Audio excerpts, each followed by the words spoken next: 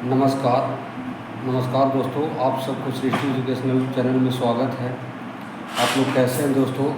Comment box में लिखकर अपना राय ज़रूर दें। आशा में विश्वास करता हूँ आप लोग जहाँ भी होंगे स्वस्थ होंगे, मस्त होंगे।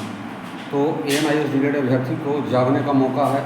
हमारे बिहार में जो एएनआईएस डीएलएड अभ्यर्थी जो केस हुआ है उसमें फूट डालो और शासन करो वाली बात हो रहा है। कुछ अभ्यर्थी को कहना है कि मुझे ठगी की जा रही है। तो मैं आपको बता दूं कि कपिल सिब्बल जी बहुत बड़े वकील हैं, तो वहाँ पैसा तो खैर लगेगा ही। तो कुछ अभ्यर्थी जो है सुनने में आ रहा है कि पैसे की मांग कर रहे हैं। तो सोचिए अभी कुछ हुआ तक नहीं है, मात्र इतना दिनों में एक डेट पड़ा है, मात्र उतने में ही देखिए किस तरह के अभ्यर्थी लोग हमारे करते जा रहे हैं।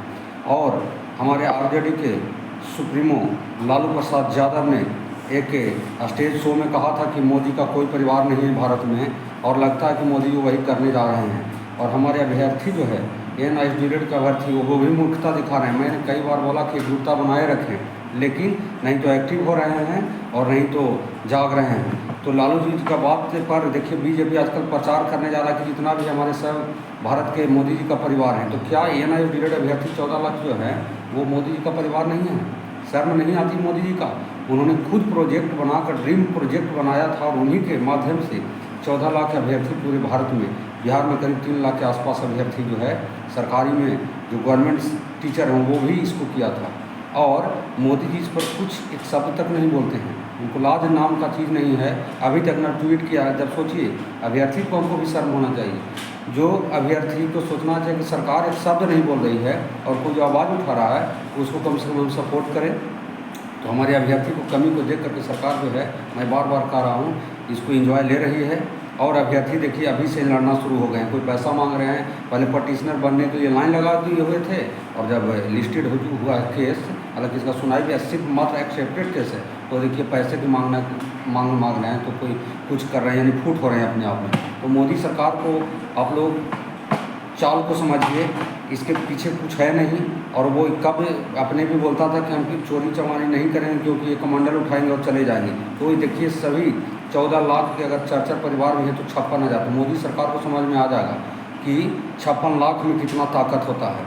तो अगर जो वो जाग नहीं रहा है, उस पर कान पर जू तक नहीं रह रहा, कोई बीजेपी का कोई सरकार कोई नेता तक नहीं बोल रहा है। और मोदी जी खुद जो हमारे अभी देश के प्रधानमंत्री, वर्तमान प्रधानमंत्री हैं, और आगे भी वो बनने के चाहत अगर रखते हैं तो एएनआईएस डीएलएड के लिए उसको वैलिड या तो ब्रिज कोर्स करवाए या तो जो भी हो। और एमएचआरडी का भी गलत है उसमें। और जो हमारे ये जो शिक्षा मंत्री जो है धर्मेंद्र प्रधान, उनको भी गलत है, एमएचआरडी की भी गलत है, सबको गलत है इसमें। लेकिन मुख्य गलत जो है हमारे भारत के प्रधानमंत्री का है। तो इसमें अगर प्रधानमंत्री नहीं जागे तो लोकसभा का चुनाव में उनको कहीं न कहीं भुगतना पड़ सकता है। तो मैं इसी चंद शब्दों के साथ इस वीडियो को समाप्त करता हूं। लेकिन हमारे अभ्यर्थी से मैं एक बार रिक्वेस्ट करता हूं कि इस चैनल को लाइक सब्सक्राइब जरूर करें और मोदी सरकार को जागने और जगाने का प्रयास करें। जब तक आप लोग एक नहीं होइएगा कुछ नहीं होने वाला है। मोदी सरकार घटिया है, युवा बेरोजगार सरकार है, युवा विरोधी सरकार है बीजेपी। मैंने शुरू से ही कहता हूँ, तो आप लोग जागिए दोस्तों, अभी भी जागने का मौका है। धन्यवाद। और इस वीडियो को लाइक सब्सक्राइब शेयर जितना हो सके करें, तब आपको विजय मिल सकती है।